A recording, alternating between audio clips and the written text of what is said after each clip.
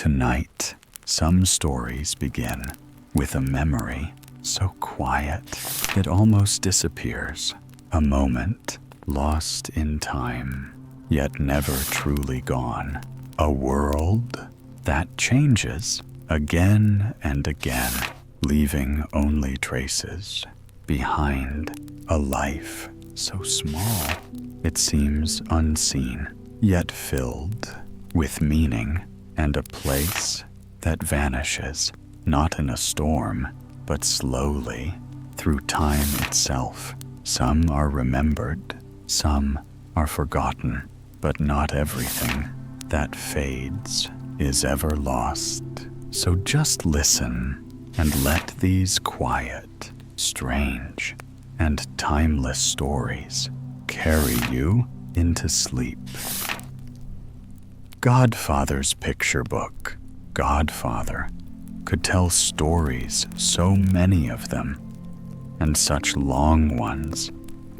And he could cut out paper figures and draw pictures. When it was nearly Christmas, he would bring out a scrapbook with clean white pages, and on these he pasted pictures cut out of books and newspapers.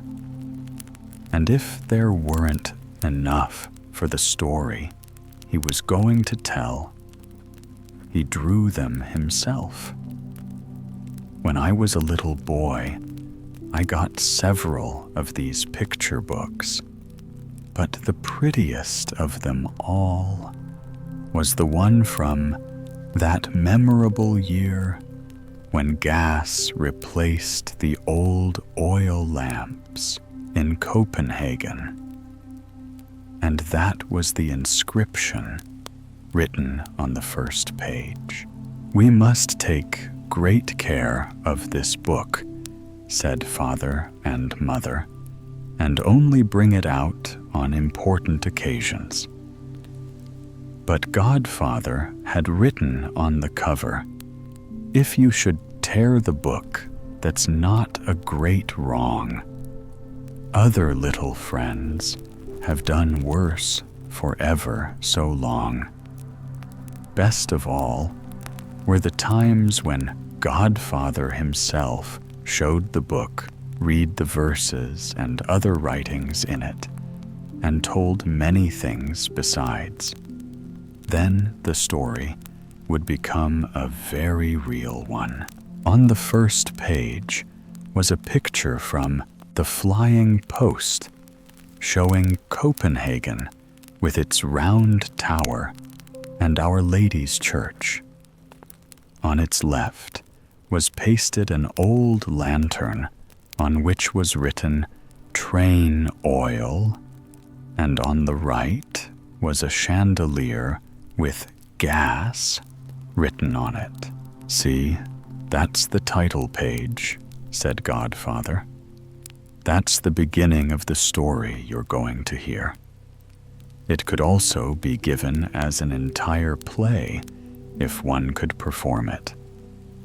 Train, Oil, and Gas, or The Life and Times of Copenhagen. That's a very good title. At the bottom of the page is still another little picture. It's quite hard to understand, so I'll explain it to you. That is a hell horse.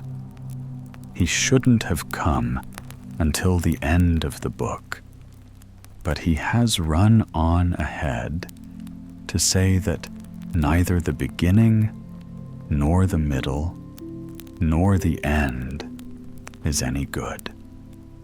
He could have done it much better, if he could have done it at all. The hell horse, you see, stands hitched all day in the newspaper and walks on the columns, they say. But in the evening, he slips out, stations himself outside the poet's door, and neighs so that the man inside will instantly die. But he won't die if there's any real life in him. The hell horse is usually a poor creature who can't understand himself and can't earn a living, and he gets his air and food by going around and neighing. I am certain that he doesn't like Godfather's picture book, but in spite of that, it may be worth at least the paper it's written on. Now that's the first page of the book. That's the title page. It was the very last evening on which the oil lamps were to be lighted. The town had gas, and it was so bright that the old street lamps seemed quite lost in it. I was in the street myself that evening, said Godfather. The people were walking about, looking at the old and the new lighting. There were a great many people, and twice as many legs as heads. The watchmen stood around sadly, for they didn't know how soon they would be dismissed like the oil lamps. They could remember so far back, but dared not think forward. They had so many memories of quiet evenings and dark nights. I leaned up against a lamp post, continued Godfather, and there was a great spluttering in the oil and the wick. I could hear what the lamp said, and you shall hear it too. We've done the best we could, said the lamp. We were good enough for our time and have lighted up joy and sorrow. We have lived through many wonderful things. You might say we have been the night eyes of Copenhagen. Now let new lights take our place and take over our duties.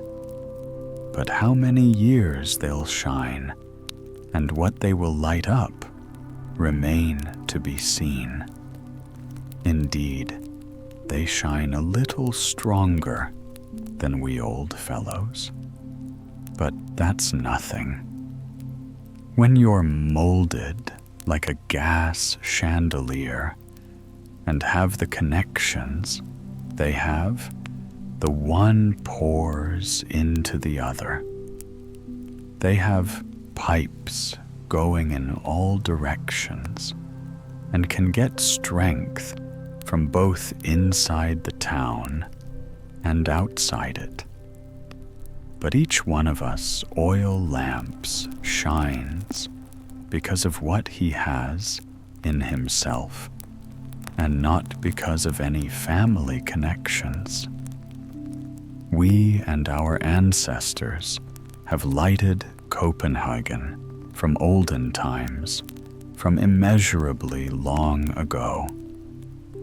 But since this is now the last evening that we'll stand and shine in the second row, so to speak, in the street here along with you, you shining comrades, we won't sulk or be envious. No, far from it. We'll be happy and good-natured. We are the old sentinels being relieved by new guards in better uniforms than ours. We'll tell you what our family, way back to great-great-great-grandmother Lantern, has seen and experienced. The whole history of Copenhagen. May you and your successors right down to the last gas chandelier experience and be able to relate such wonderful things as we can when you get your discharge someday. And you'll get it. You may be sure of that. People are certain to find a better light than gas. I've heard a student say that there's a possibility they may someday burn seawater. When the lamp said these words, the wick spluttered as if it had water in it already. Godfather had listened closely, thought it over, and decided it was an excellent idea of the old lantern on this evening of the change from oil to gas to tell and display the whole history of Copenhagen. You mustn't let a good idea slip, said Godfather. I took it at once, went home, and made this picture book for you. It goes even farther back in time than the lamps could go. Here's the book, and here's the story. Copenhagen's life and times. It begins in darkness on a coal-black page. That's the Dark Ages. Now, let's turn the page, said Godfather. Do you see the picture? Only the wild sea and the swelling northeast wind driving heavy ice floes before it. There's no one out sailing on them, only great stone blocks which rolled down onto the ice from the mountains of Norway. The north wind blows the ice away. He wants to show the German mountains what rocks are found up in the north. The ice floes are already down in the Sound off the coast of Zealand, where Copenhagen now stands. But there was no Copenhagen there then. There were great sandbanks under the water, and the ice floes with the big boulders struck against one of these. Then the whole ice field stuck so fast that the northeast wind couldn't move it again, and so he became as furious as could be, and pronounced a curse on the sandbank, the thieves' ground, as he called it. He swore that if ever it should rise above the surface of the sea, thieves and robbers would live there, and the gallows and wheel be raised on it. But while he cursed and swore this way, the sun came out, and those bright and gentle spirits, the children of light, swayed and swung in its beams. They danced over the ice floes until they melted, and the great boulders sank to the sandy bottom of the sea. Sun scum, said the northeast wind. Is that friendship and kinship I'll remember and take revenge for that? Now I pronounce a curse, va. We pronounce a blessing, sang the children of light. The sandbank will rise, and we shall guard it.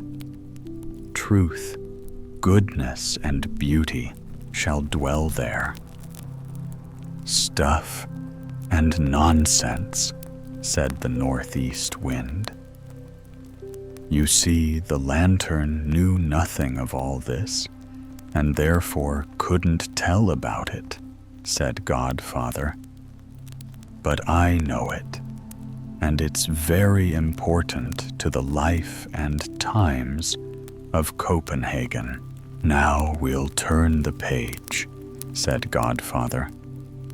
"Years have passed, and the sandbank has lifted itself. A seagull has settled on the biggest rock which has jutted out of water. You can see it in the picture. Years and years have passed. The sea cast up dead fish onto the shore. Tough lime grass sprang up, withered, rotted, and fertilized the soil. Many different kinds of grasses and plants followed until the bank became a green island. There the Vikings landed, for there was level ground for fighting, and good anchorage beside the island off the coast of Zealand. I think the first oil lamp was lit to cook fish over, and there were plenty of fishes here. The herring swam through the sound in great shoals. It was hard to force a boat through them. They glittered in the water as if there were lightning down there, and shone in the depths like the northern lights. The Sound had a wealth of fishes. Therefore, houses were built on the coast of Zealand with walls of oak and roofs of bark. There were trees enough for that purpose. Ships anchored in the harbor, oil lamps hanging from swaying ropes, and the northeast wind blew and sang, "Oh, out." If a lantern glimmered on the island, it was a thieves' lantern for smugglers, and thieves plied their trade on Thieves' Island. I believe that all the evil I wished for is coming, said the northeast wind. Soon the tree will come from which I can shake the fruit. And here is the tree, said Godfather. Do you see the gallows on Thieves' Island? Robbers and murderers hang there in iron chains exactly as they hung in those days. The wind blew until it rattled the long skeletons, but the moon shone down on them as serenely as it now shines on a country dance. The sun also shone down, pleasantly crumbling away the dangling skeletons, and from the sunbeams the children of light sang, "We know it, we know it. Here it shall be beautiful in the days to come. Here it shall be good and splendid." Chicken prattle, said the northeast wind. Now we'll turn the page, said Godfather.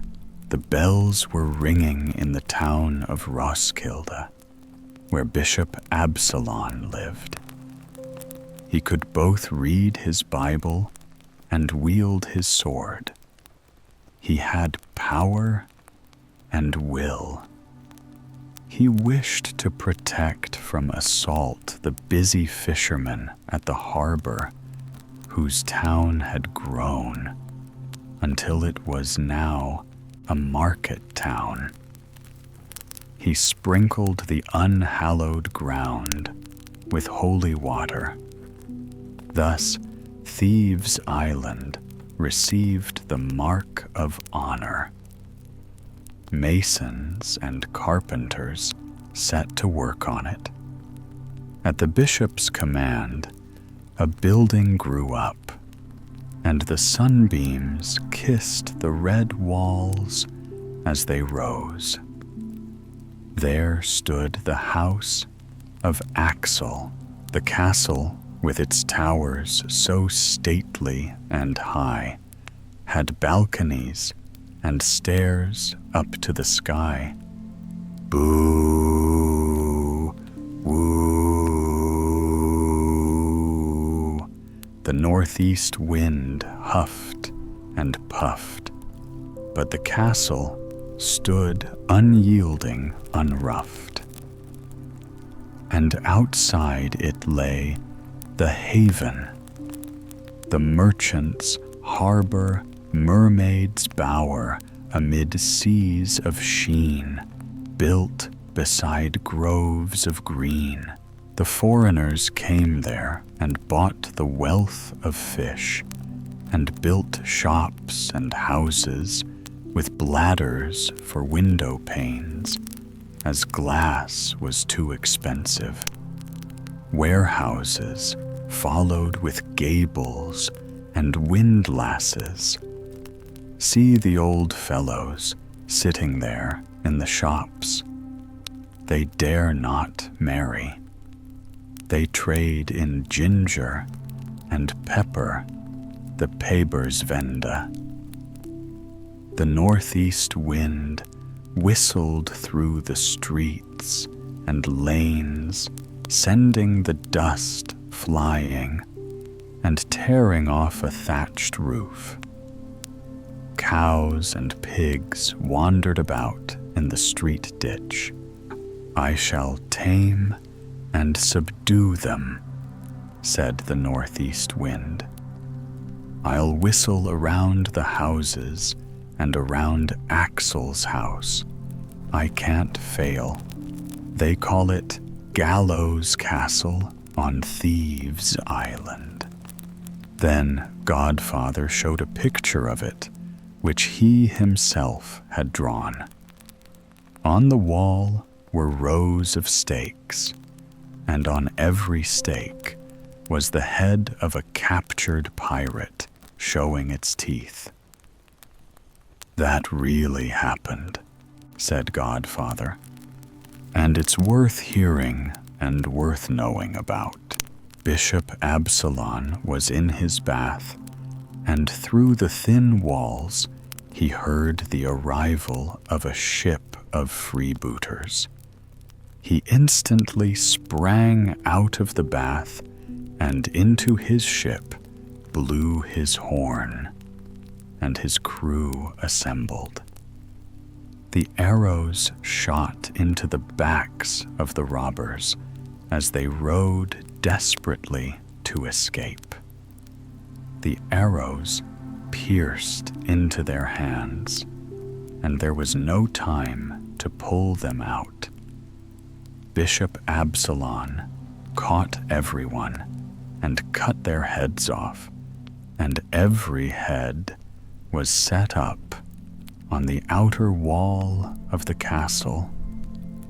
The northeast wind blew with puffed out cheeks, with bad weather in his jaw, as the sailors say. I'll stretch myself, said the wind. Here I'll lie down and look the whole matter over.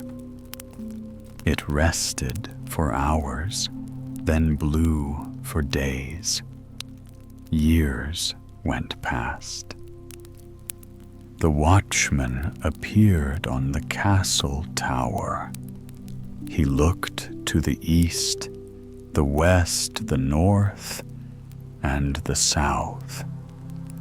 You can see it there in the picture, said Godfather, pointing it out.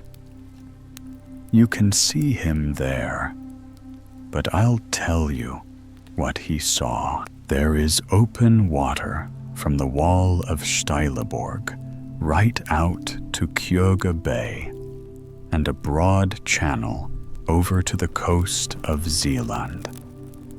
in front of Saritzlef and Solberg meadows with their large villages. The new town, with its gabled timber houses, is growing up more and more. There are entire streets for shoemakers and tailors, for grocers and beer sellers. There is a marketplace, and there is a guild hall, and near the shore, where there was once an island, stands the splendid church of Saint Nicholas. It has an immensely high tower and spire. How it is reflected in the clear water. Near this is Our Lady's Church, where masses are sung, where incense gives out its fragrance and wax candles burn. The merchant's haven is now the bishop's town. The Bishop of Roskilde rules and reigns there. Bishop Erlandsen sits in Axel's house. There is good cooking in the kitchen. Ale and claret are served to the sound of fiddles and kettle drums. Burning candles and lamps make the castle shine as if it were a lantern for the whole country and kingdom. The northeast wind whistles around the tower and walls, but they stand firmly. The northeast wind swoops around the western fortification of the town, only an old wooden fence, but it holds up well. Christopher, the first king of Denmark, stands outside it. The rebels have beaten him at Skelsker, so he seeks shelter in the bishop's town. The wind whistles and says like the bishop, "Keep out, keep out. The gate is shut to you. It is a time of trouble. Dismal days when every man is his own master. The Holstein banner waves from the castle tower. There is want and woe, for it is the night of anguish. War and the Black Death stalk the land in the pitch-dark night. But then comes Valdemar Atterdag. Now the bishop's town is the king's town. It has gabled houses and narrow streets, watchmen, and a town hall, and a permanent gallows by the west port. No man from out of town can be hanged on it. You must be a citizen to be allowed to dangle there, to get so high as to see Kjöge and the hens of Kjöge. That's a lovely gallows, says the northeast wind. The beautiful is growing, and it whistles and whoops. And from Germany blew trouble and want. The Hanseatic merchants came, continued Godfather. From warehouse and counter, the rich traders of Rostock, Lübeck, and Bremen. They wanted to seize more than the golden goose from Valdemar's tower. They had more power in the town of the Danish king than the Danish king himself. They came in armed ships, and no one was prepared. And King Eric had no desire to fight with his German kinsfolk. They were too many and too strong. So King Eric and all his courtiers escaped through the west port to the town of Soro, to the quiet lake and green forests, to the song of love and the clang of goblets.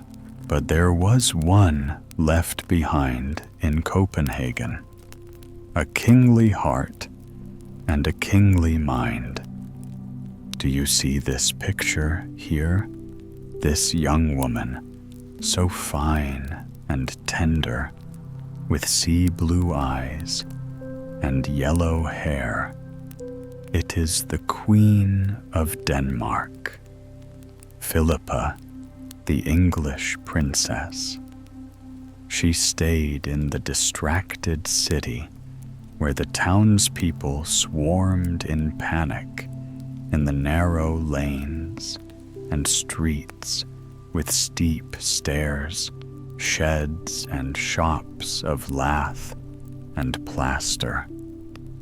With the courage of a man, she summoned townspeople and peasants to inspire and encourage them. They fitted out the ships and garrisoned the blockhouses. They fired with their carbines. There were fire and smoke and lightness of spirit. Our Lord will never forsake Denmark. The sun shone into all hearts, and in all eyes was the bright gladness of victory. Blessed be Philippa. Blessed she was in hut and in house, and blessed she was in the king's castle, where she nursed the wounded and the sick.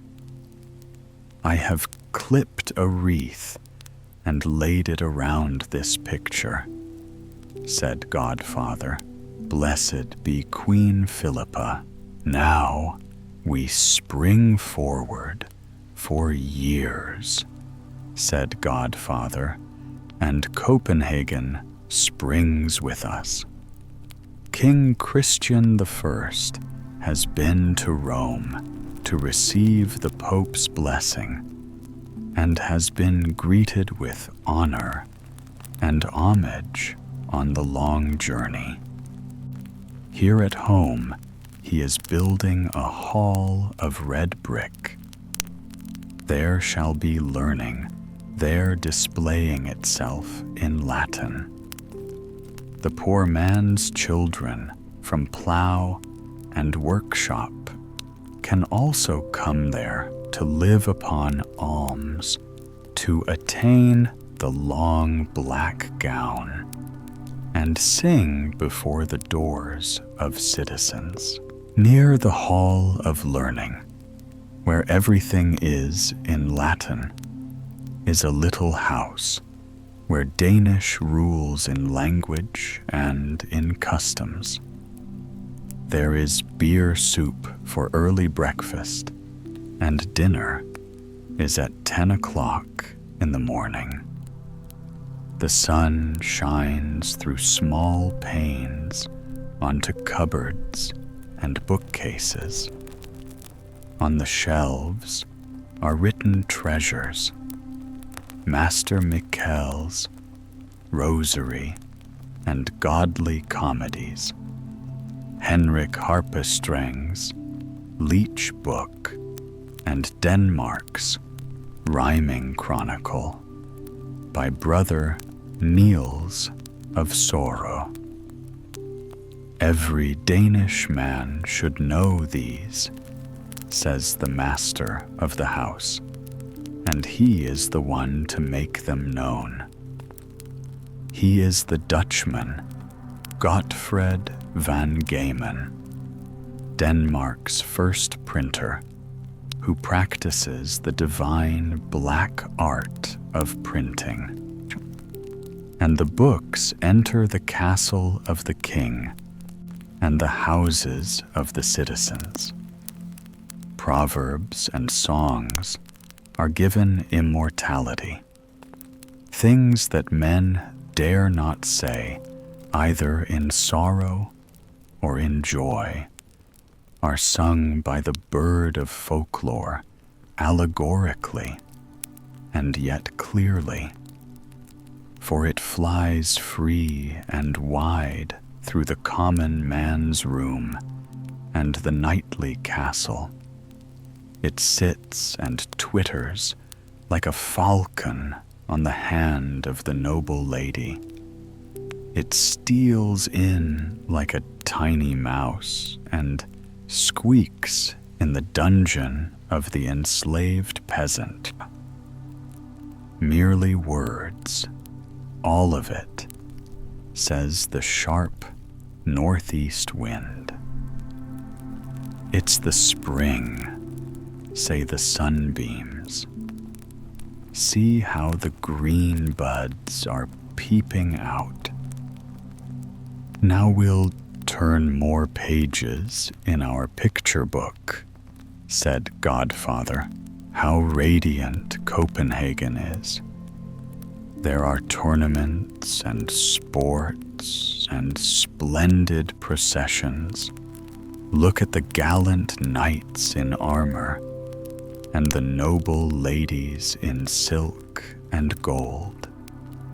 King Hans gives his daughter Elizabeth to the Elector of Brandenburg. How young she is, and how happy she is. She is treading on velvet. There is a whole future in her thoughts, a future of domestic happiness. Close beside her is her royal brother, Prince Christian, with the melancholy eyes and the hot, passionate blood. He is beloved by the commoners, for he knows their burdens. In his thoughts, he has the poor man's future. God alone decides our fate.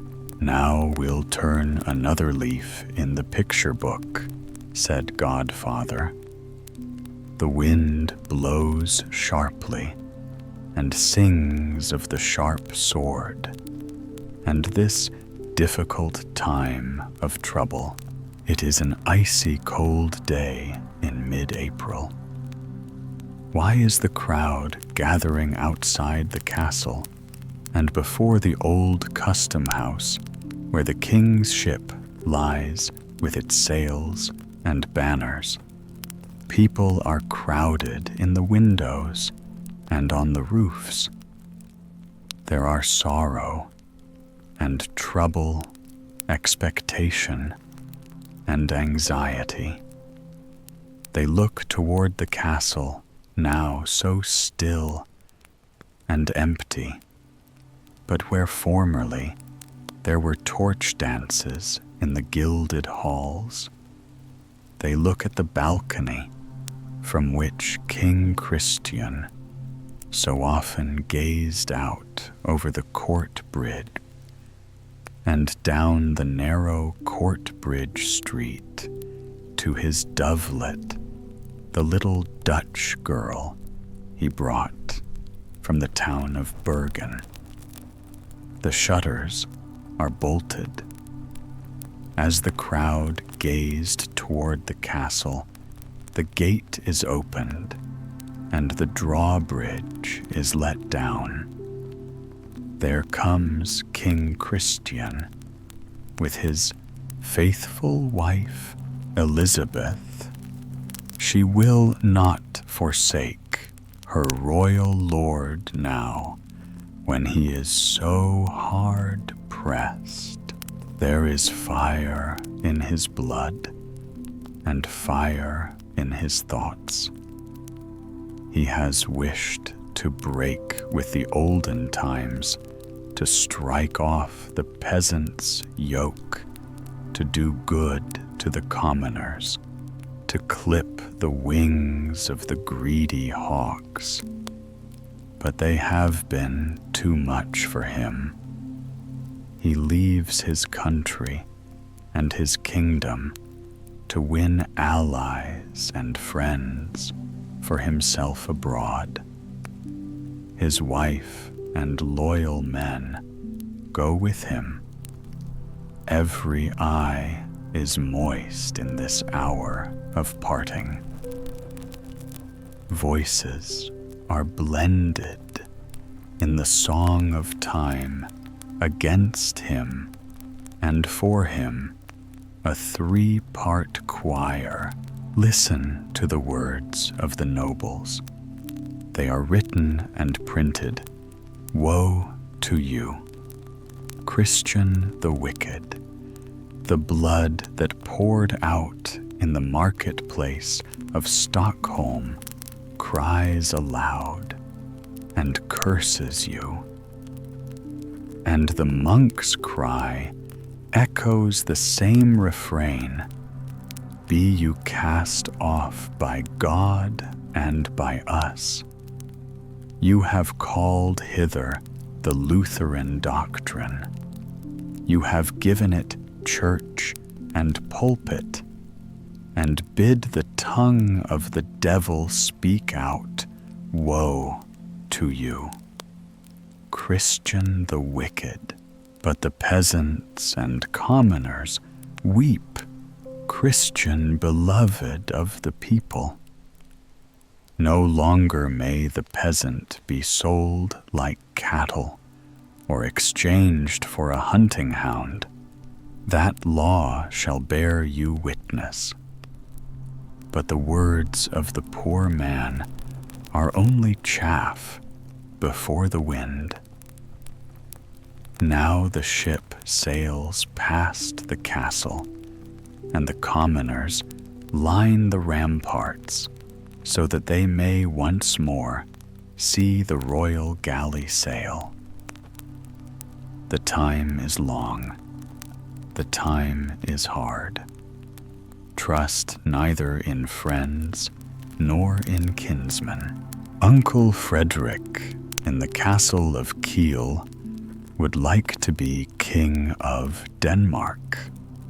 King Frederick is before Copenhagen. See the picture here.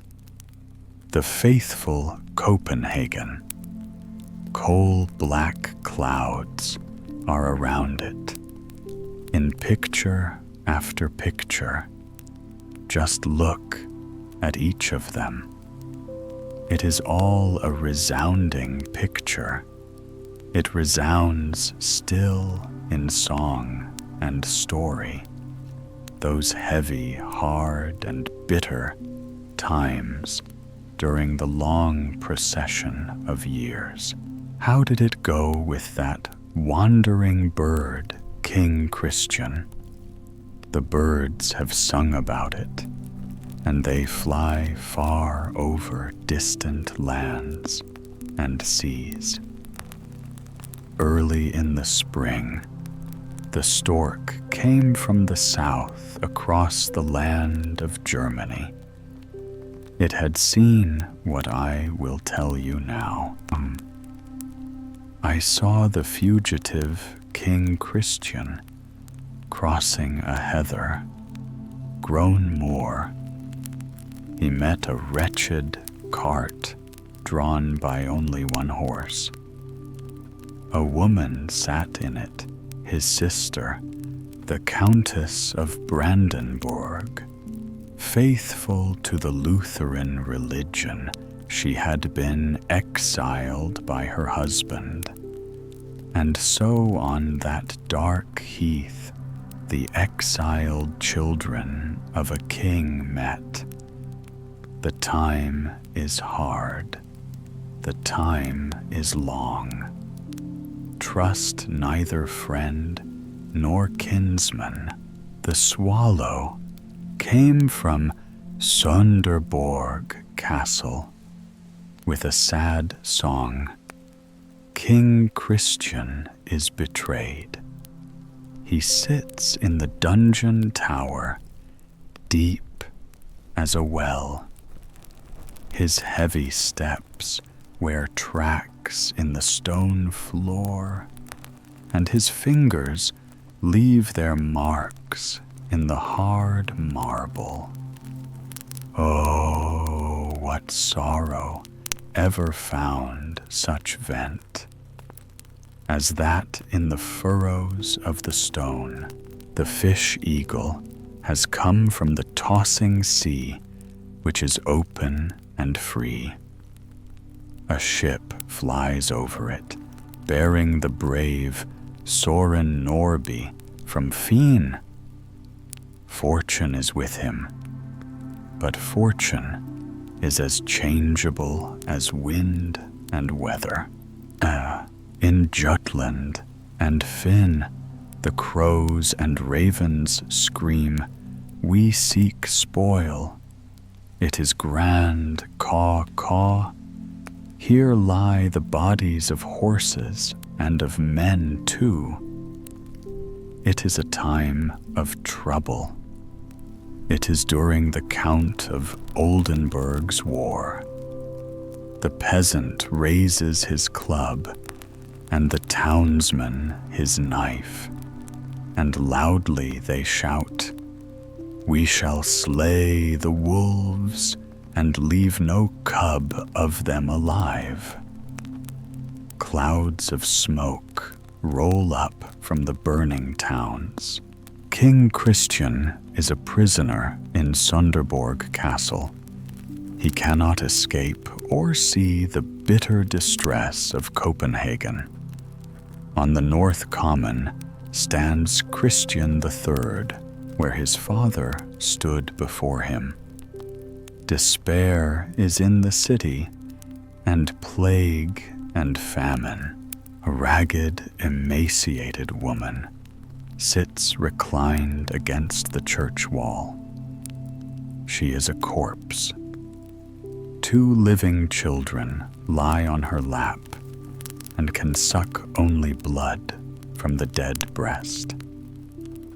Courage has collapsed. Resistance collapses. Oh, you faithful Copenhagen, fanfares are blown. Hear the drums and trumpets. In rich garments of silk and velvet, with nodding plumes, the noble lords come on horses adorned with gold, riding to Old Market Square.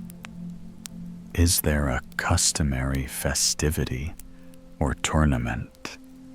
Commoners and peasants in holiday attire flock in that direction. What is there to see? Is there a bonfire to burn popish images? Or is the hangman standing there as he stood at the death fire of Slaghook? The king-ruler of all the land is a Lutheran, and this shall now be proclaimed with solemnity. Pride and hatred are there, and pomp and misery too. The poor bird comes limping, drooping, comes stooping. The rich bird comes huffing, comes puffing. The time of change brings heavy clouds, but sunshine too. It then shines in the halls of learning and in the student's home, and names shine from it on down to our own days. There is Hans Tausen, the son of a poor smith of Finn. This was the little lad who came from Birkende town. His name flew over Denmark. Widely spread his renown. A Danish, Martin Luther, he drew the gospel sword and gained a mighty victory for truth and for the Lord. Will King Christian's name loudly resound, and with hurrahs be greeted every day? Yes, there were sunbeams between the heavy clouds in the time of change. Now we turn the page. What is it that whistles and sings in the great belt under the coast of Samso? A mermaid with sea-green hair rises from the sea. She reveals the future to the peasant. A prince shall be born who shall become a great and powerful king. He was born in the field beneath the blossoming whitethorn. His name now lives in song and story in the knightly halls and castles everywhere. The stock exchange came forth with tower and spire. Rosenborg Castle rose up and gazed far out over the ramparts. The students got their own house, and close by, where it still points to heaven, stood the round tower facing toward the island of Vänö, where Uranienborg once stood.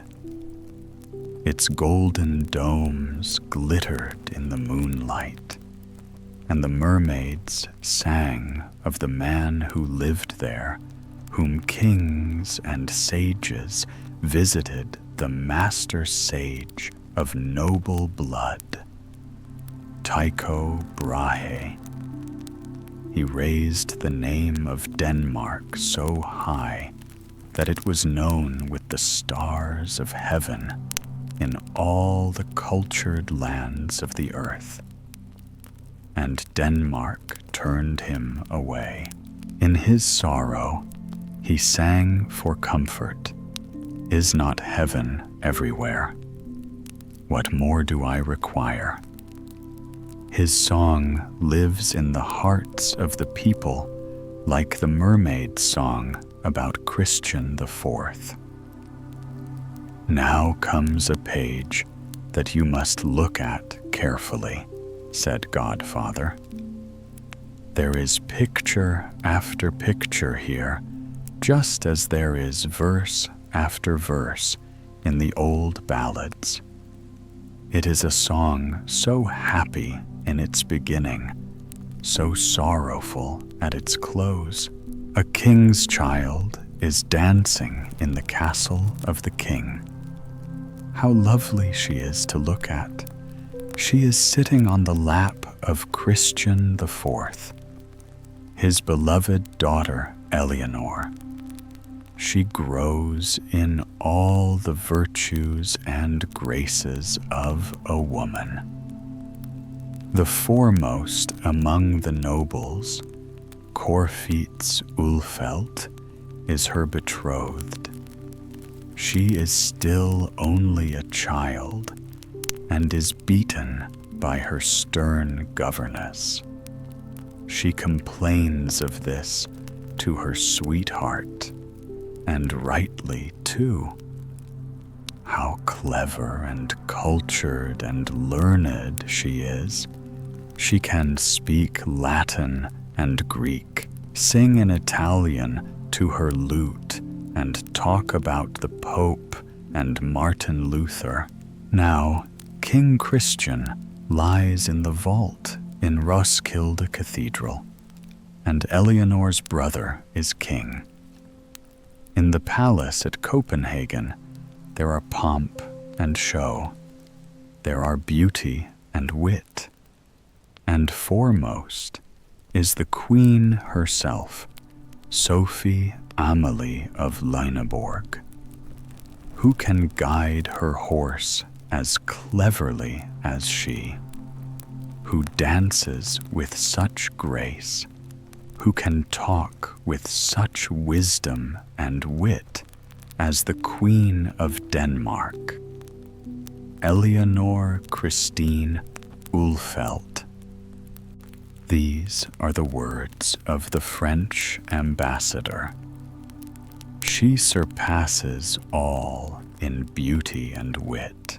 Up from the polished floor of the palace ballroom has grown the burdock of envy. It has clung there, worked itself in and twisted around, contempt and scorn. That illegitimate creature, her carriage shall stop at the bridge of the castle. Where the queen drives, the commoner shall walk. There is a storm of gossip, of lies and slander. Then Ulfeldt takes his wife by the hand in the still of the night. He has the keys to the town gates. He opens one of them, and horses wait outside.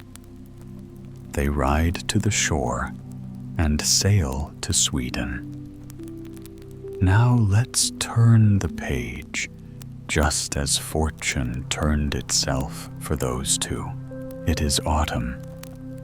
The days are short, and the nights are long. It is gray and damp. The cold wind rises in its strength, and it whistles through the leaves of the trees on the ramparts.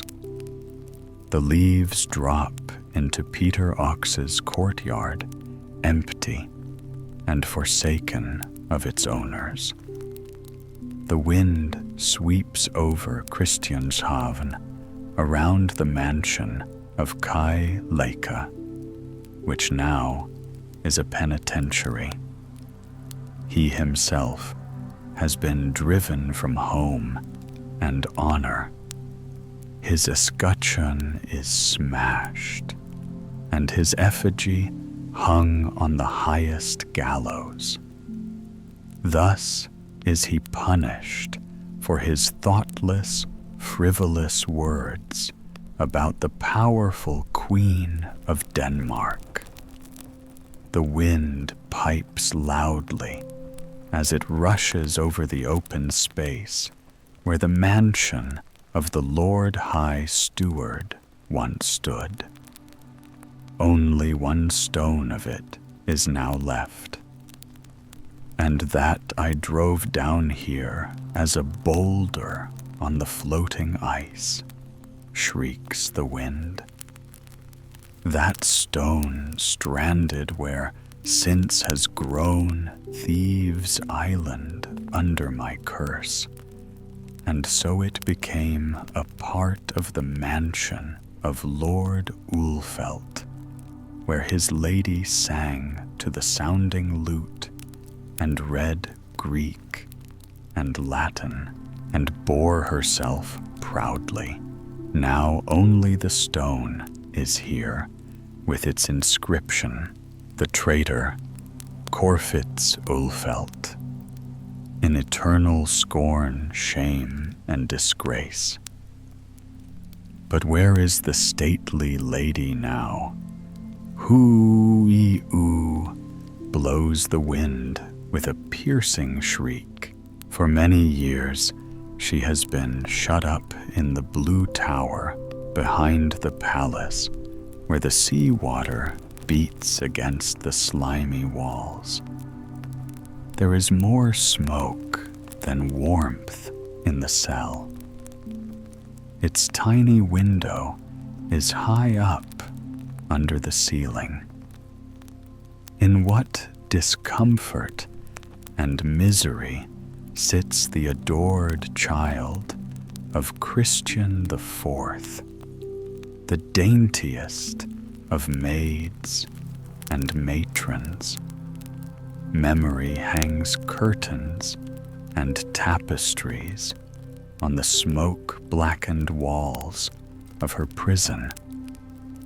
She recalls the lovely days of her childhood, her father's gentle beaming face.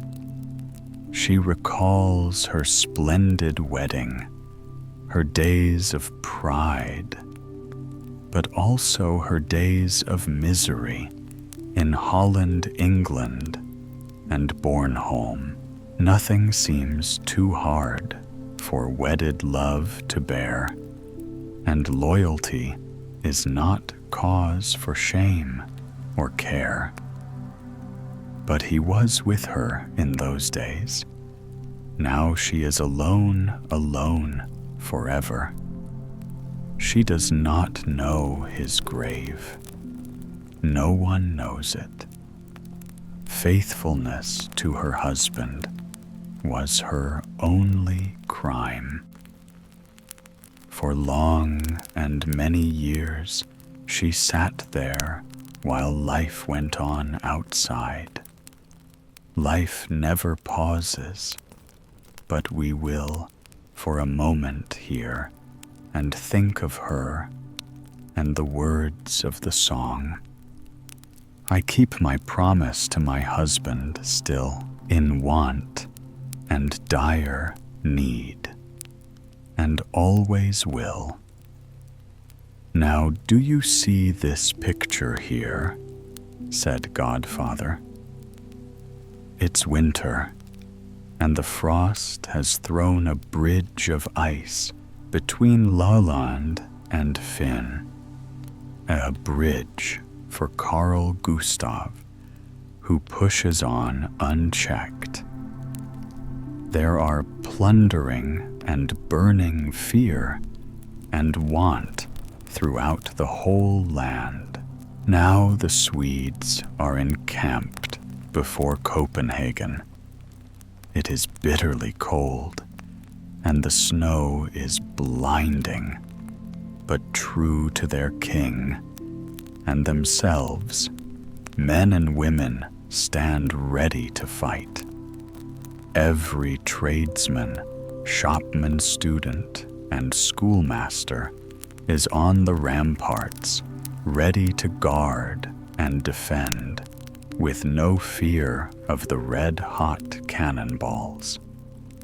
King Frederick has sworn he will die in his nest. There he rides to and fro, and the Queen is with him, and courage, patriotism, and discipline are there. Let the Swede don his white shroud and crawl forward in the white snow and try to storm the walls. Beams and stones are hurled down on him. Even women come with steaming cauldrons and pour boiling pitch and tar onto the storming enemy. That night, king and peasant are one united power. Then there is relief, and there is victory. Church bells ring, and songs of thanksgiving resound. Commoners, on this spot, you won your knightly spurs. What comes next? Look at this picture. Bishop Svan's wife drives in a closed carriage, which only the high and mighty nobility dare do. The proud young men stop the carriage. The bishop's wife must walk to the bishop's house. Is that the whole story? Something much greater is stopped next. The power of pride. Burgomaster Hans Nansen and Bishop Vänö clasp hands to work in the name of the Lord. Their wise and honest talk is heard in the church and the house of the commoner. One hand clasp of fellowship, and the harbor is blocked.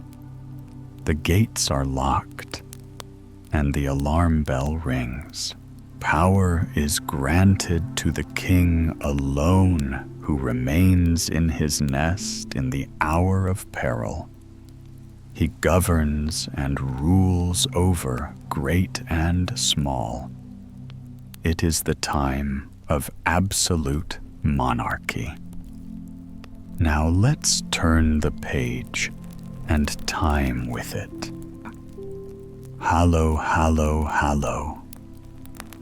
The plow stands idle, and the heather grows wild, but the hunting is good.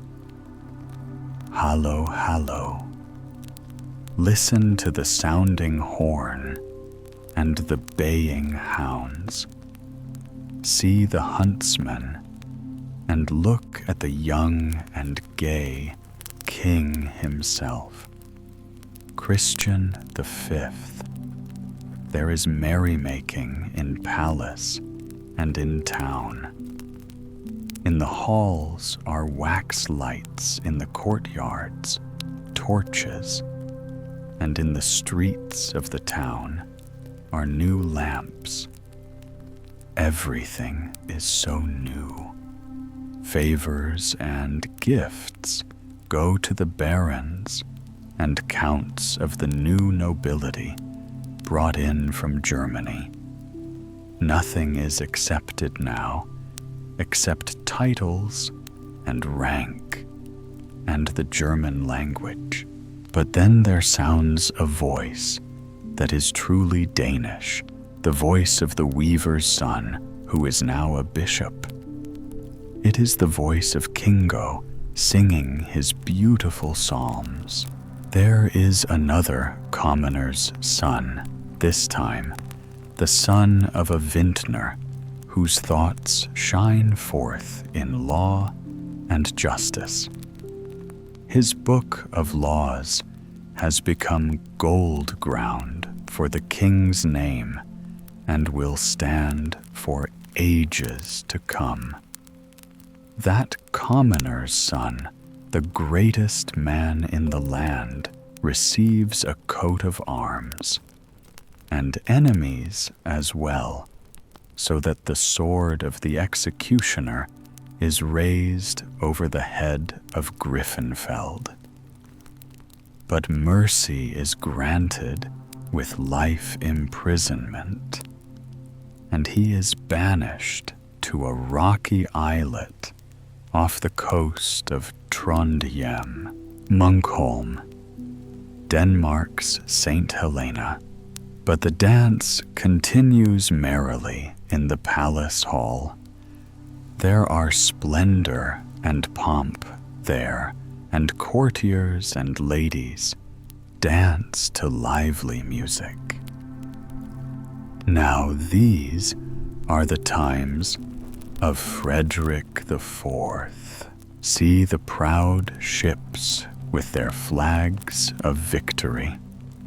See the tossing sea. It can tell of great deeds for the glory of Denmark.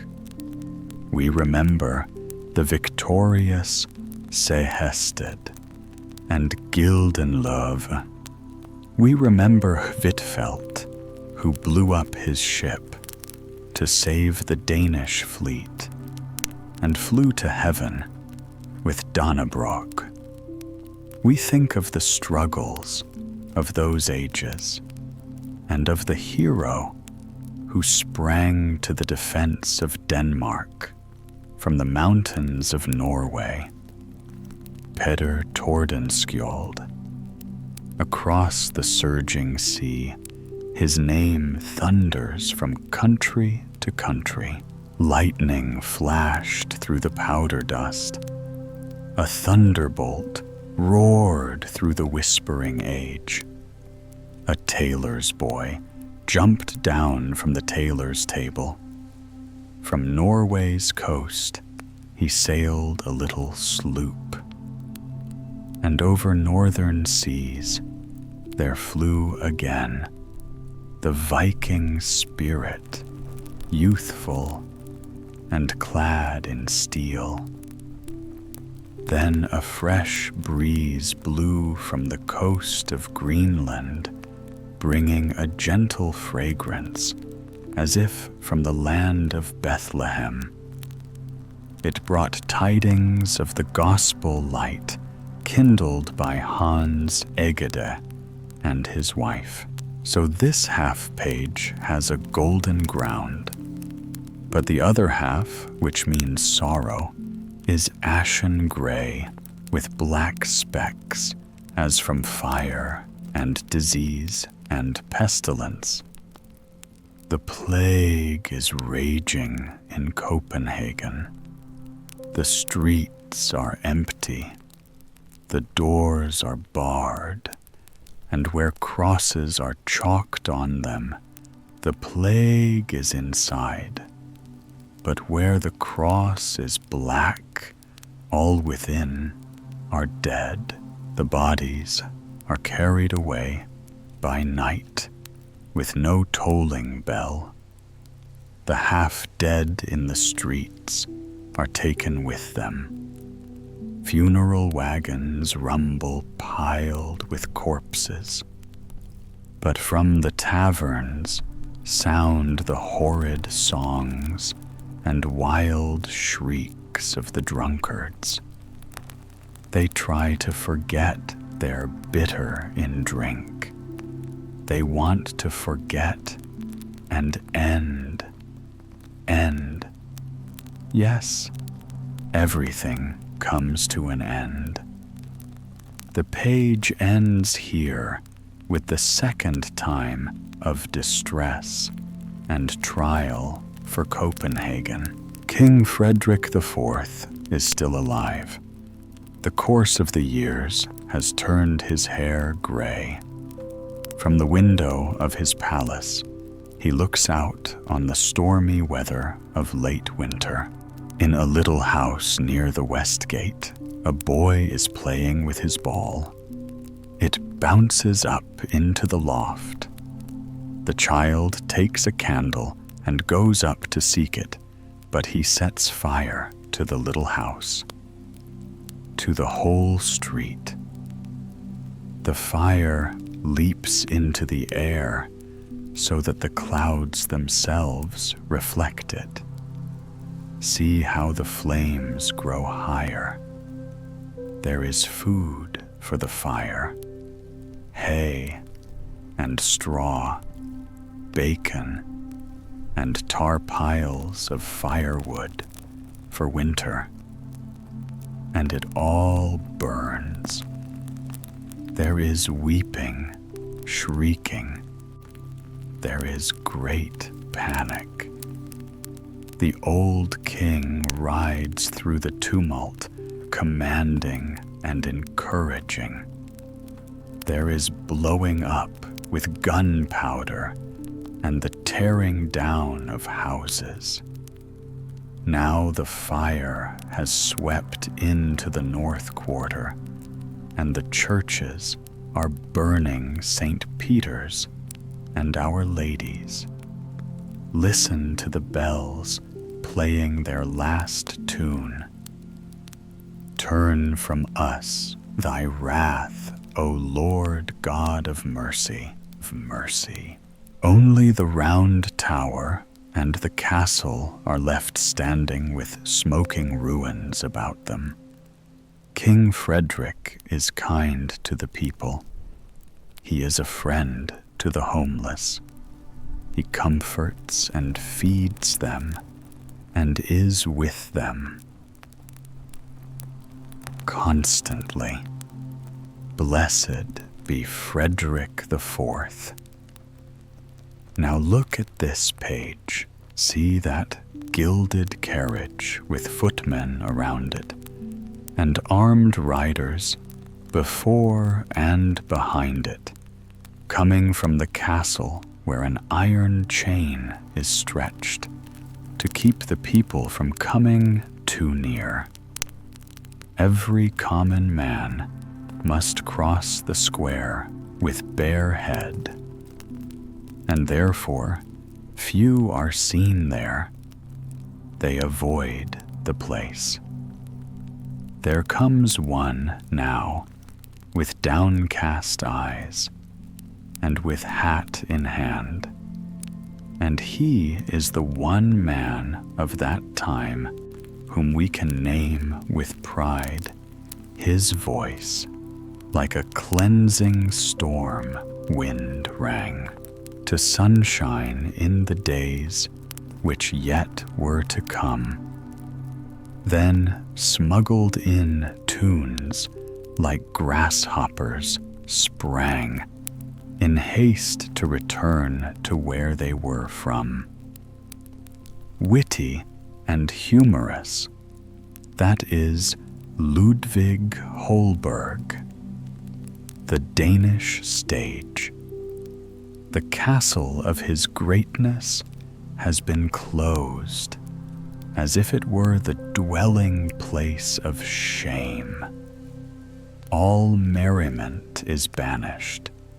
Dance song and music are forbidden and gone. For the dark side of religion is now in power. The Danish prince, his mother used to call him. Now come his days of sunshine, with the song of birds, with gladness and true Danish gaiety. Frederick V is king, and the chain is taken from the square beside the castle. The Danish theater is reopened. There are laughter and pleasure and good cheer. And the peasants again hold their summer festivals, for it is a time of joy after the time of fast and oppression.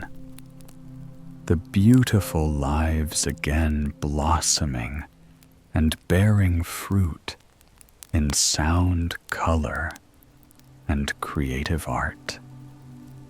Listen to Grétry's music.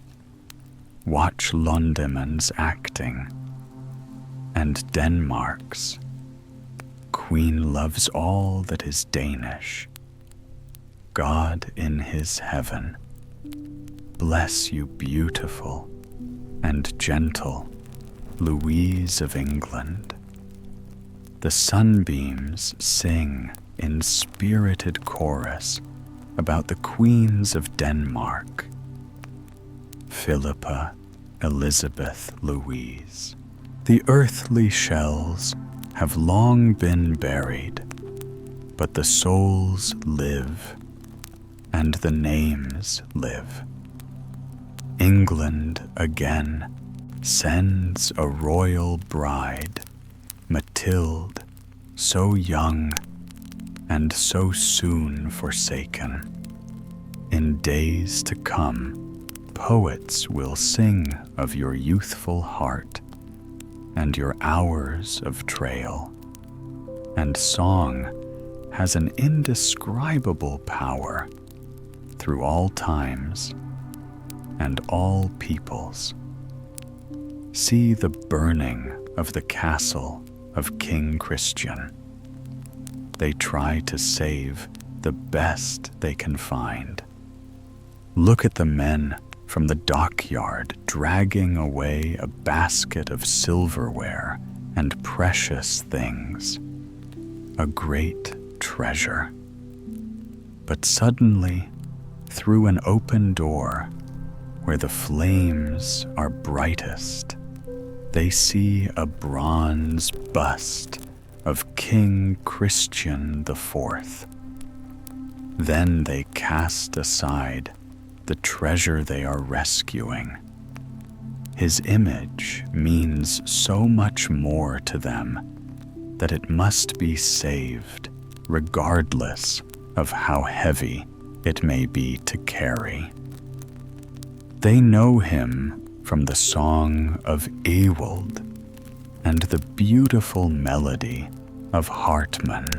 Indeed, there is power in words and song, and someday it shall resound as strongly for the poor Queen Mathilde. Now let's go further in our picture book.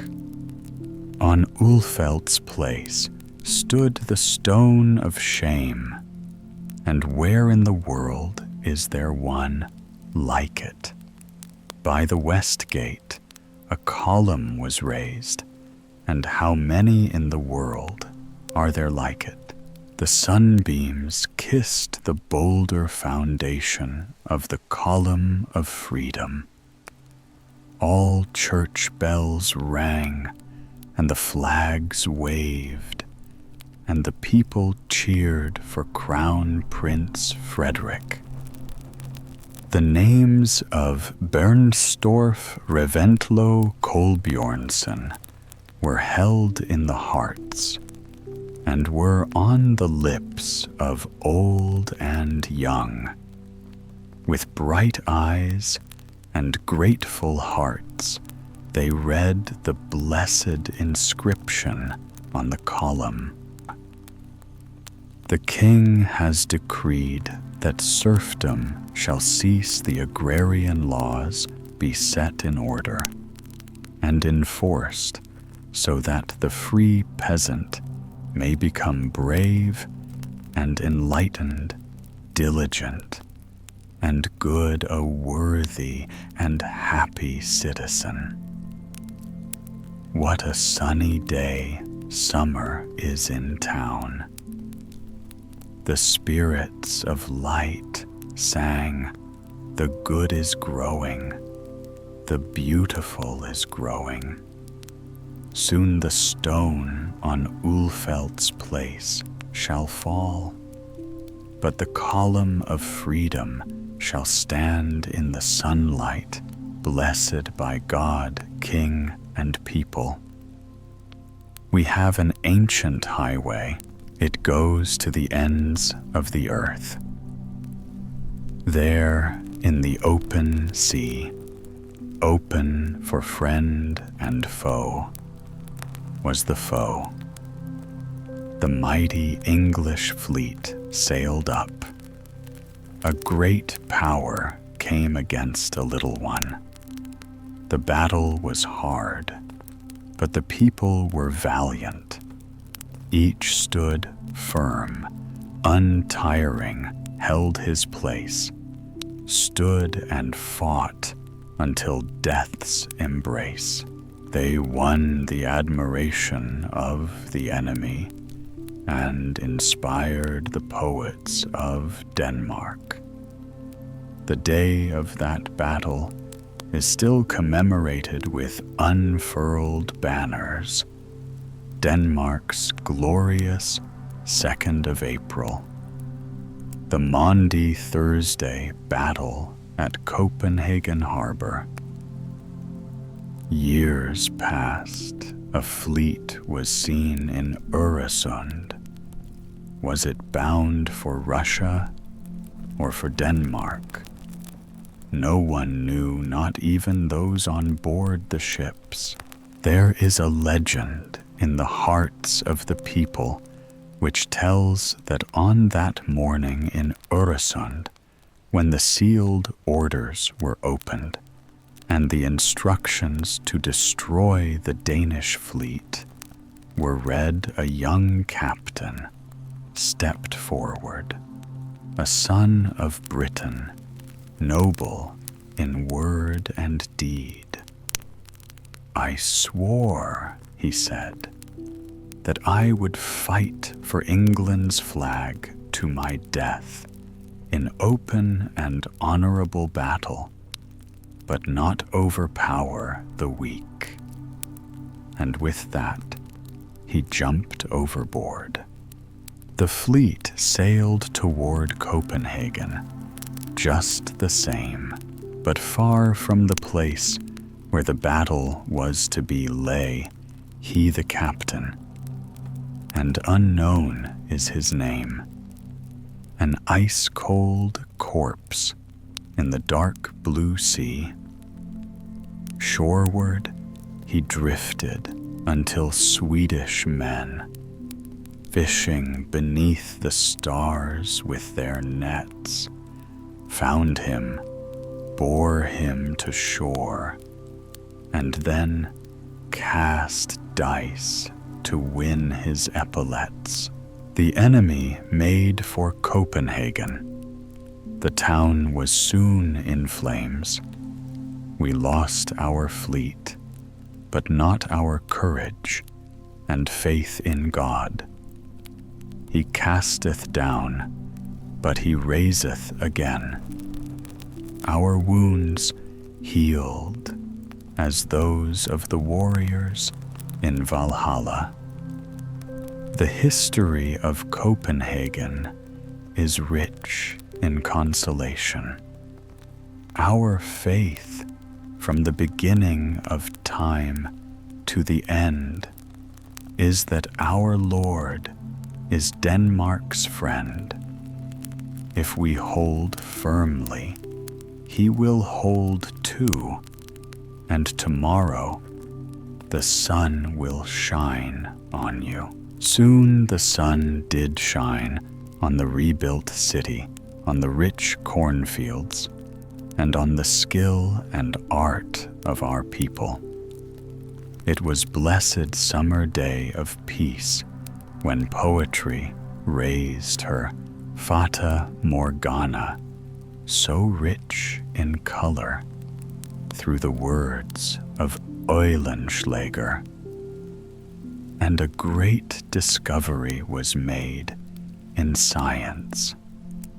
It was a discovery far greater than the gold horn of ancient days, for a bridge of gold was found, a bridge for thought to flash like lightning at all times into other lands and nations. Hans Christian Ørsted wrote his name on that bridge. And look, beside the church, by the castle, a building was raised to which the poorest man and woman gladly gave their pennies. You will remember that in the first part of our picture book, said Godfather, the old stone blocks rolled down from the mountains of Norway and were carried here on the ice. They are raised up again from the sandy depths at the bidding of Thorvaldsen in marble beauty, magnificent to look at. Remember all that I have shown you and all that I have told you. That sandbank in the sea raised itself up to become a breakwater in the harbor. It bore Axel's house and the bishop's mansion and the king's castle, and now it bears the temple of the beautiful. The words of the curse have vanished, but all that the children of sunlight sang in their gladness about the coming ages has been fulfilled. Many storms have passed. They will come again and pass again. The true and the good and the beautiful have the victory. And that finishes the picture book, but not the history of Copenhagen. Far from it. Who knows what you may live to see?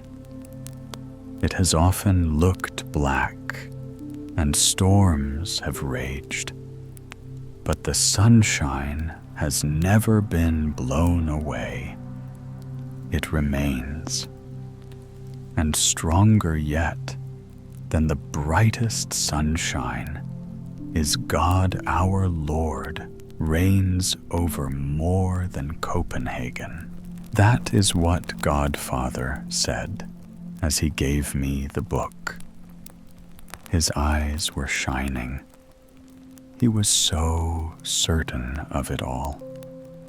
And I took the book so gladly and proudly and carefully, just the way I carried my little sister for the first time.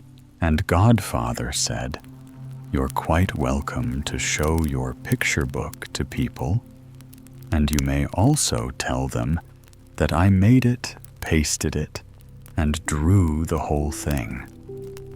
But it's of great importance that they know at once where I got the idea for it. You know where, so tell them. The idea came from the old oil lamps, which on the last evening they burned, showed the new gas lights like a fata morgana.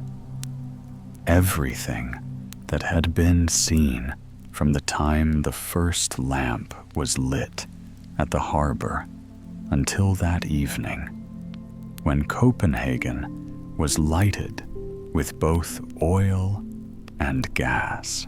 You may show the book to anybody you like. That is, to people with kindly eyes and friendly minds. But if a hell horse should come, then close Godfather's picture book. Kept secret, but not forgotten. Once in a time when fortified manors still dotted the countryside, there stood an ancient mansion surrounded by a wide, murky moat and guarded by a formidable drawbridge. This drawbridge was more often raised than lowered, for the inhabitants of the house were cautious. Not every visitor carried good intentions. Along the eaves of the lofty building were loopholes, narrow slits through which arrows could fly, and from which boiling water, sometimes even molten lead, might be poured onto any intruder bold enough to approach too near. Inside the ceilings soared high, their timber beams supporting the weight of countless winters, allowing the smoke of great hearth fires to curl upward without choking the air. Massive logs, damp and dense, roared in the fire, filling the rooms with a comforting yet oppressive heat. On the walls hung portraits of gallant men in gleaming armor, proud dames swathed in heavy, elegant robes, and among them, the grandest of all, a lady of rare beauty and courage lived here. Her name was Mette Mogens, the lady of the manor, a mistress as gracious as she was wise. One stormy evening, fate brought misfortune to the mansion. A band of robbers broke through the defenses. They slew 3 of the loyal guards, silenced the fierce watchdog, and seized Lady Mette, binding her with the very chain that had restrained the dog in its kennel. The intruders then made themselves comfortable in the great hall, drinking her wine and consuming the finest beers of the cellar with reckless delight. Lady Meta, though chained and helpless, could not even raise her voice to warn the outside world. She stood there, dignified yet powerless, a prisoner in her own home. But hope arrived in an unexpected form. The robber's servant boy, a quiet and clever lad, had slipped away unnoticed, understanding that discovery would have meant his death. He approached the lady softly and said, "Lady Meta, Mogans, do you recall my father in your husband's time riding the wooden horse? You prayed then for his well-being, yet there was little more you could do to save him. He was made to endure cruel torment, sitting astride a block until he was crippled. Yet secretly, you visited him as I have done now. You placed small stones beneath his feet to grant him some relief. None saw it, or perhaps they pretended not to. You were the gracious young mistress, and your compassion was kept hidden, yet it was never forgotten. Now I will repay your kindness, Lady Meta. I will free you." Together, they mounted horses from the stables and rode through wind and rain, seeking friends who could aid them. Lady Meta felt a profound sense of gratitude, a deep and quiet joy. Such a small deed, long ago now repaid in such a remarkable way, she murmured. The boy smiled, kept secret. Lady Meta, but never forgotten. In due time, justice was served. The robbers were captured and hanged. The old house remained standing to this day, not as the home of Lady Meta, but now occupied by another noble family. Sunlight glinted off gilded spires, wooded islets dotted the lake like scattered bouquets, and wild swans swam gracefully around them. Roses bloomed in the gardens, but the true beauty was the lady herself, radiant with happiness, born of deeds done not for show, but from the pure intentions of her heart. Good works were her secret joy, quiet as whispers, yet known and cherished in unseen ways. One day, Lady Meta traveled from the mansion to a humble peasant cottage in the fields. Inside lived a poor, paralyzed girl. Her small window faced north, where sunlight rarely reached, showing only a patch of meadow hemmed in by earth and ditch. Yet today, warmth and light poured through a new window, where once there had been only a bare wall. The sun, a gift from the south, filled the room.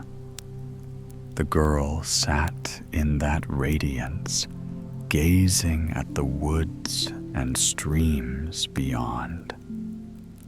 The world had expanded for her in an instant, transformed by a single kind word from the lady. So simple a deed, Lady Meta reflected. Yet the happiness it brings is beyond all measure, a blessing beyond words.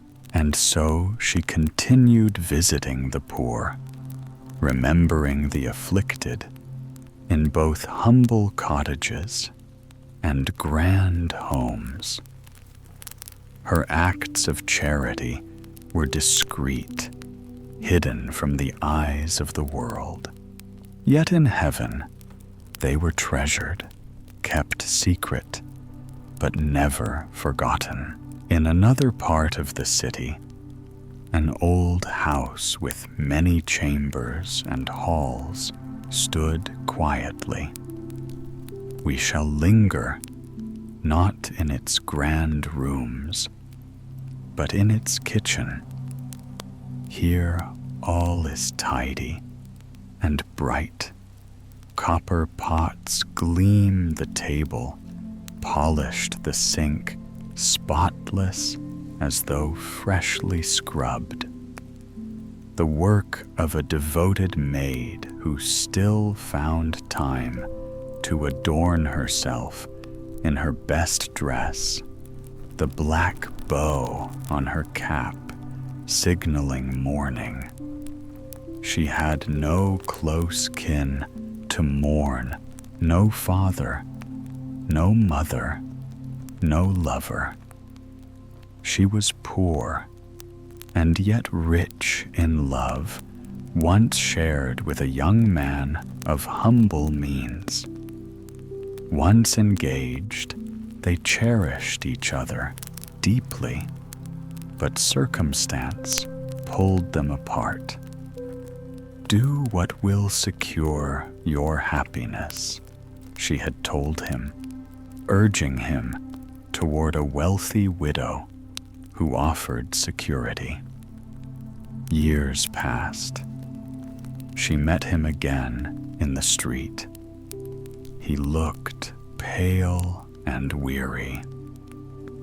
"How fares your life?" she asked. "Well, in worldly matters," he said, "yet you remain in my heart. Soon the struggle will end, and we shall see each other no more until the Lord calls us."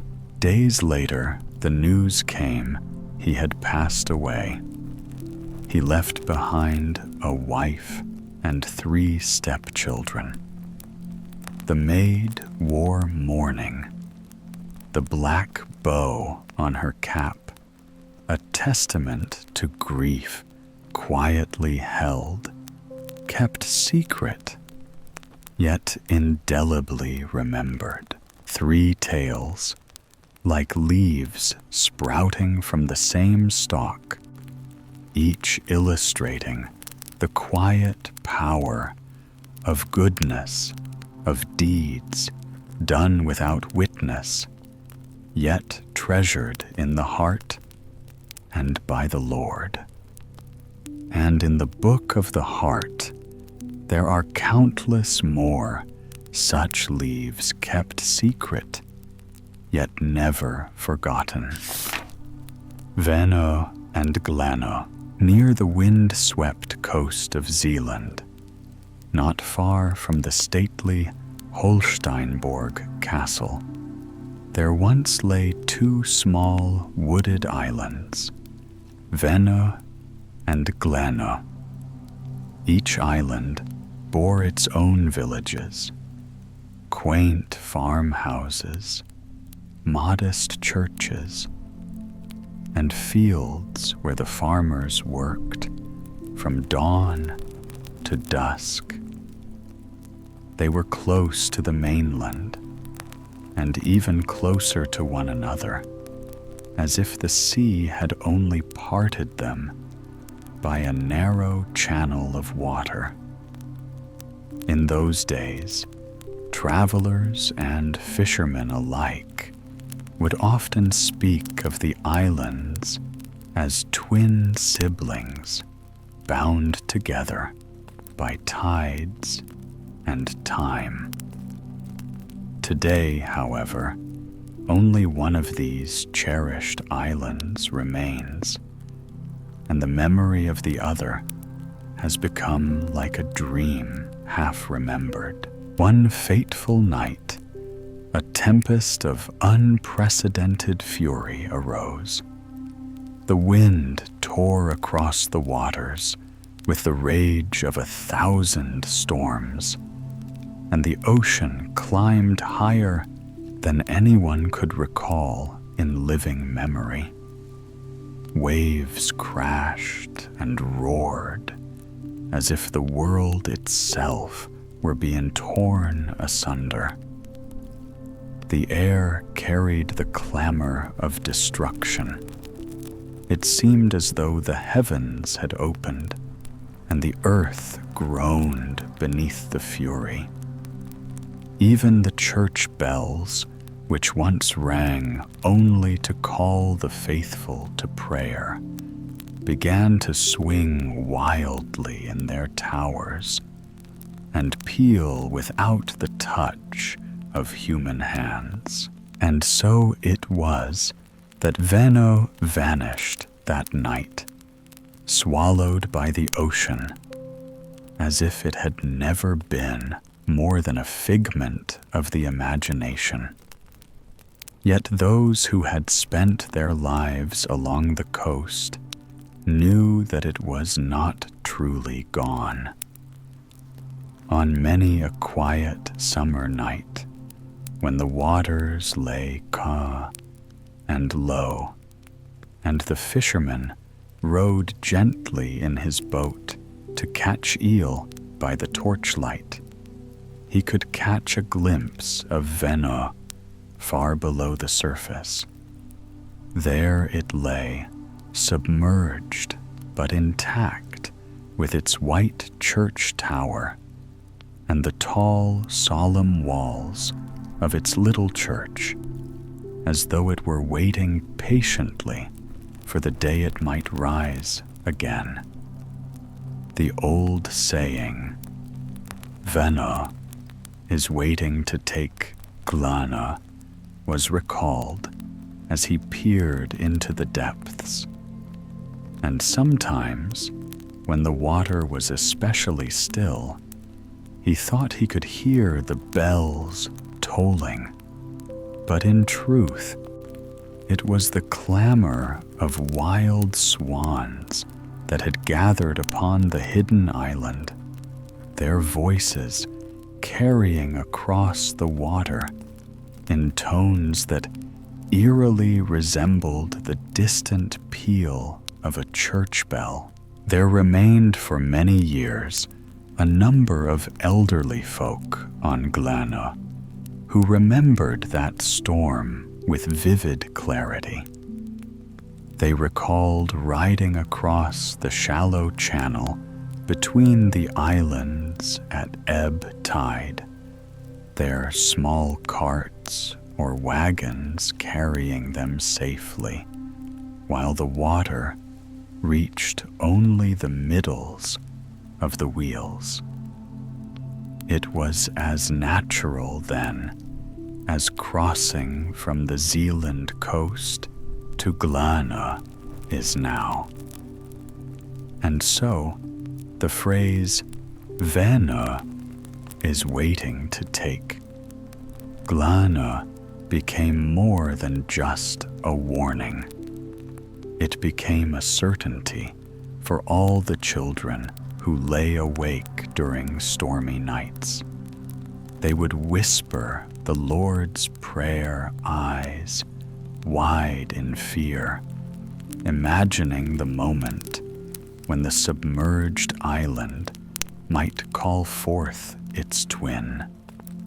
Then comforted, they would drift into sleep, dreaming sweetly, and awaken to find Glänö still there, the woods and fields intact, the farmhouses still cheerful, the hop gardens heavy with summer's green, the birds singing their morning chorus, and the deer leaping lightly through the meadows.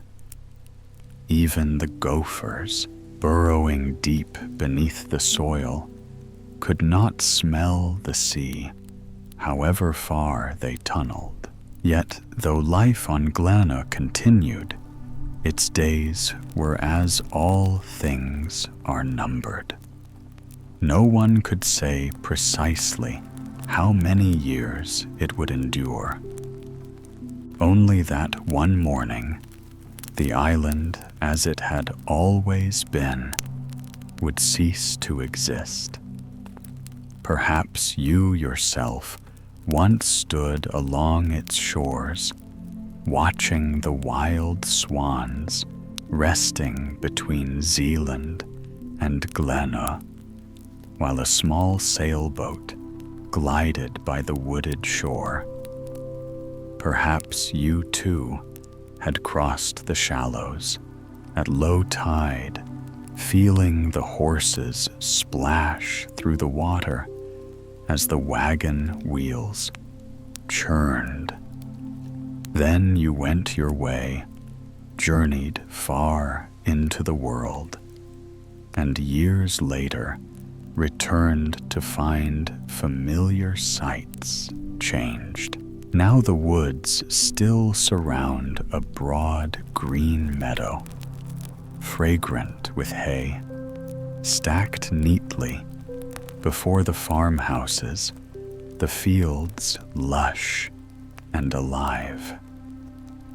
Holsteinborg Castle rises, still, its golden spires gleaming, yet no longer close to the edge of the bay. It lies farther inland, distant from the shore it once overlooked. You walk down through the woods, across the fields, and toward the beach, seeking the island of Glänö. But you find no wooded land, no familiar paths. Only the open, shining water stretches before you. You wonder, with a shiver of curiosity, whether Vänö has finally risen from the depths and claimed Glänö, as had been foretold for generations. On what stormy night did it happen? You ask yourself. When did the earth shift? Moving.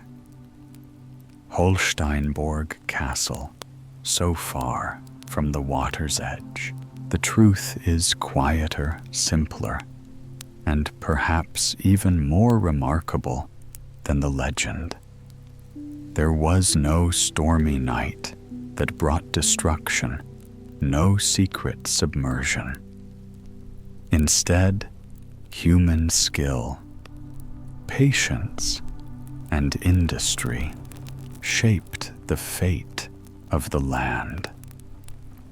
A dam was built to hold back the sea.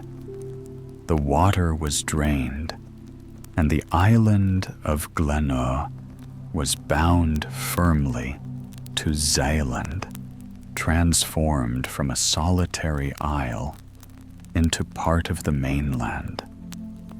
The bay became a meadow, rich with grass, flowers, and fertile soil.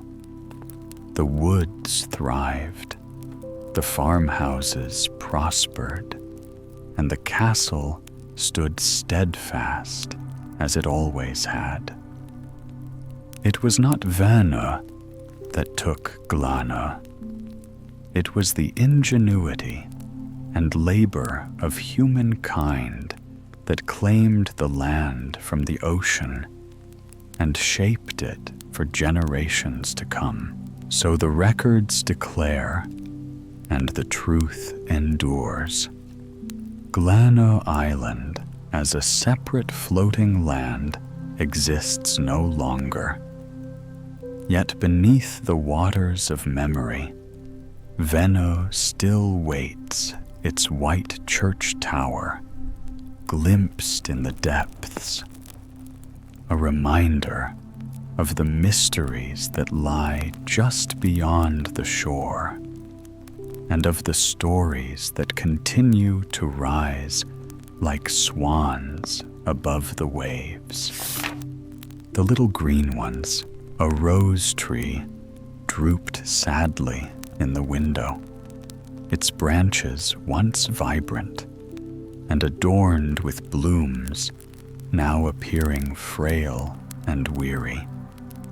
Not long ago, it had been a vision of life, its leaves shimmering in the sun, its flowers opening wide to the morning light.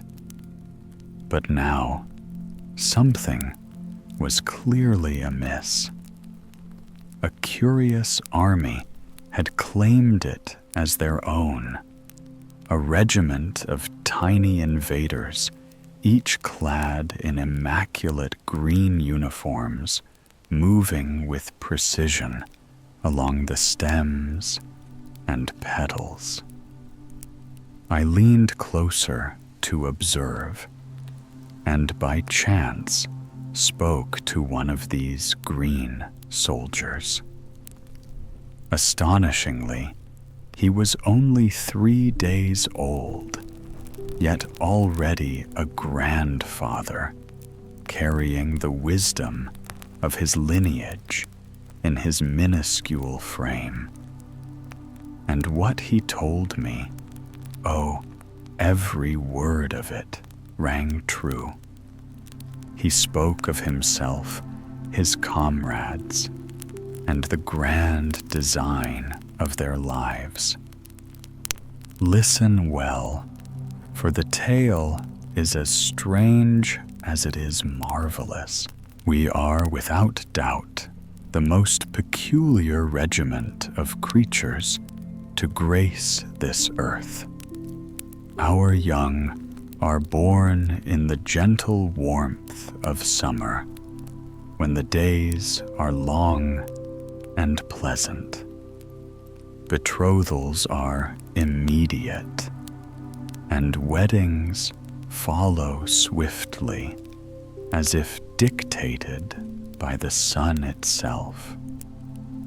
When the cold winds arrive, we lay our eggs with care, tucking them away, where they remain snug and safe, wrapped in warmth and security. The ant, that sagacious observer of the natural world, has studied us closely and holds us in the highest regard. He does not devour us heedlessly. Rather, he collects our eggs, arranges them meticulously in the chambers of his anthill, labeling and numbering them layer upon layer. Each day, a tiny life emerges from this ordered treasure trove, and the cycle continues.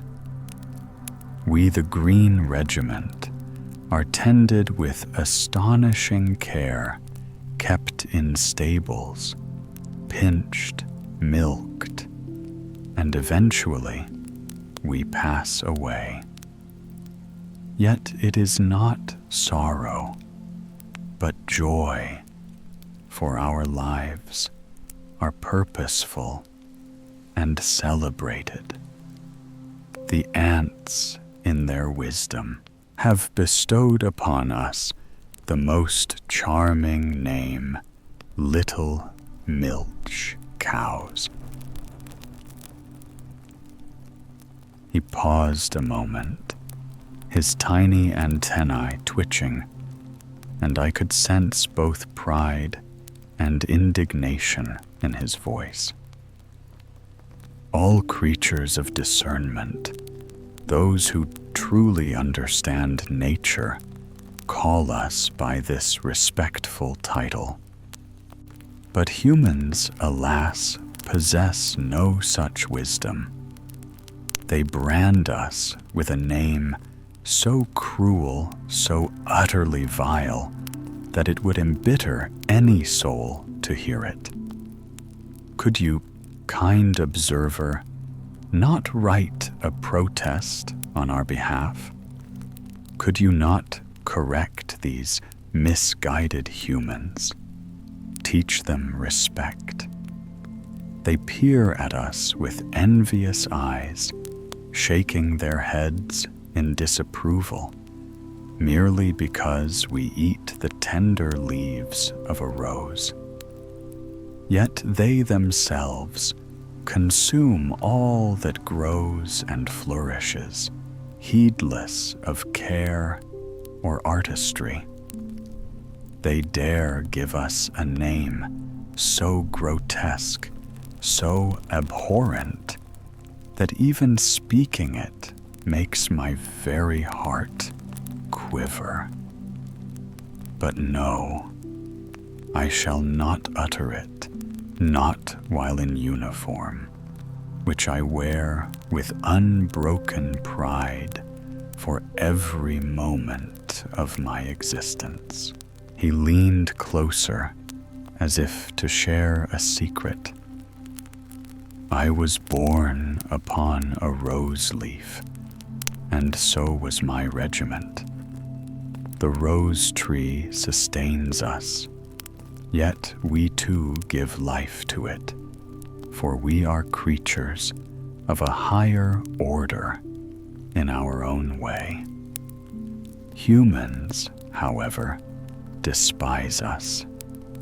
They approach with soapsuds that dreadful, bitter drink, intending to destroy us. Even now, I can smell the horror of it in the air. Imagine being born not for bathing, yet forced to endure it by beings so blind to the beauty of your life. Humans consider your place and ours. Witness our elegant methods of reproduction, the care with which we rear our young, the artistry with which we live our brief, purposeful lives. We are born on roses and die upon them. Our existence is a living poem, delicate and fragrant. Call us not by the cruel names of your own making, but by the name the ants have given us, the milch cows of the rose tree, the brave little green regiment.